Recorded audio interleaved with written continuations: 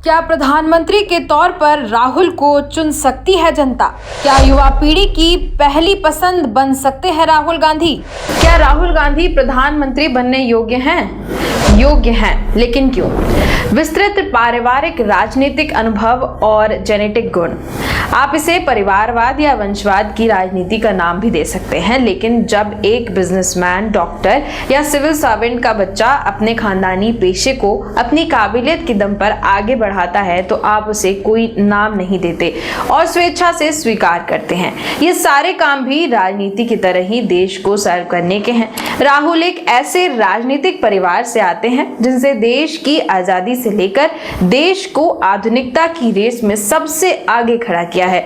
उन्होंने दादी इंदिरा, पिता राजीव के साथ रहते हुए देश की राजनीति को बेहद करीब से देखा है, समझा है और अनुभव किया है।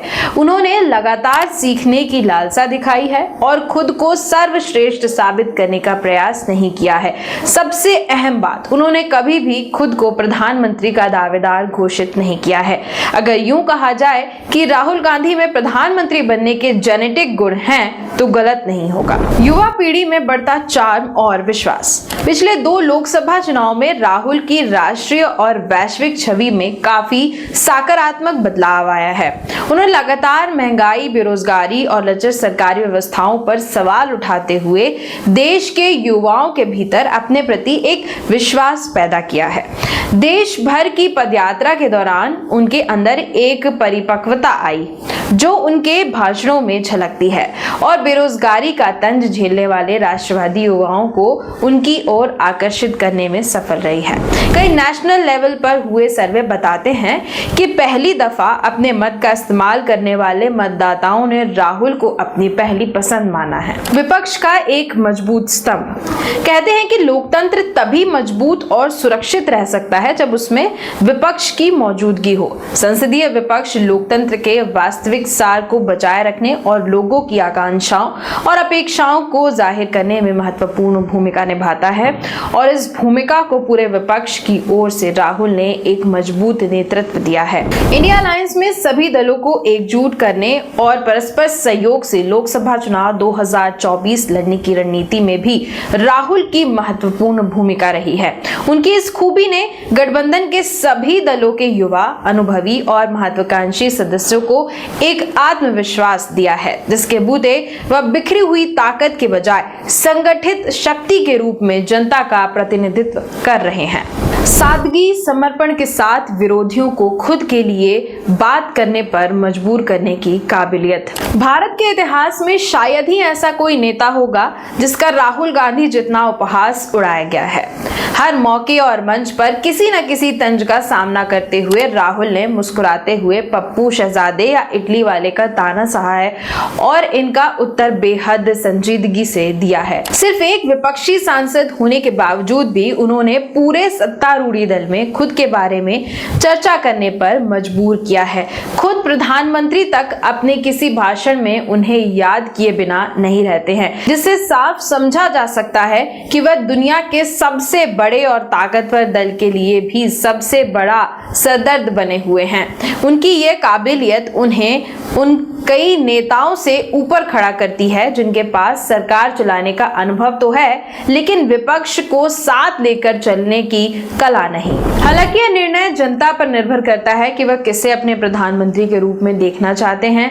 हर उम्मीदवार के अपने गुण और कमियां होती हैं और यह लोकतांत्रिक प्रक्रिया का हिस्सा है कि लोग अपने नेताओं का चुनाव अपने विवेक और समझ के आधार पर करें, यानी अंत में फैसला आपका। क्या राहुल गांधी प्रधानमंत्री बनने योग्य है? अगर नहीं तो क्यों? 5वीं पीढ़ी का राजवंश होना।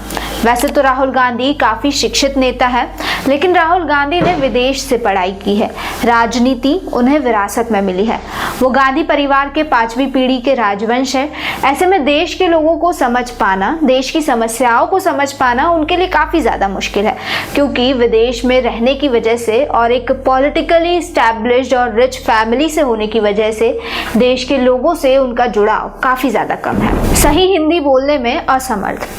उत्तर प्रदेश से 3 बार सांसद रहने के बावजूद राहुल गांधी फ्लुएंटली हिंदी बोलने में लगातार असमर्थ है और देश में सबसे ज्यादा भारतीय जो भाषा बोलते हैं उसमें ही फ्लुएंट ना होना निश्चित रूप से एक बड़ा कारण है उनके खराब प्रदर्शन का।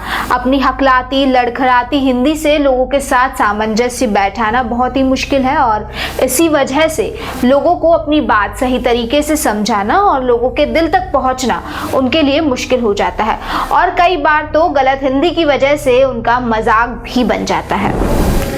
खुद से ज्यादा दूसरी पार्टी का प्रचार करना। 2019 में राहुल गांधी ने चौकीदार चोर है के नारे से प्रधानमंत्री की व्यक्तिगत ईमानदारी को अपनी पार्टी के चुनावी अभियान का केंद्रीय मुद्दा बनाने की गलती की।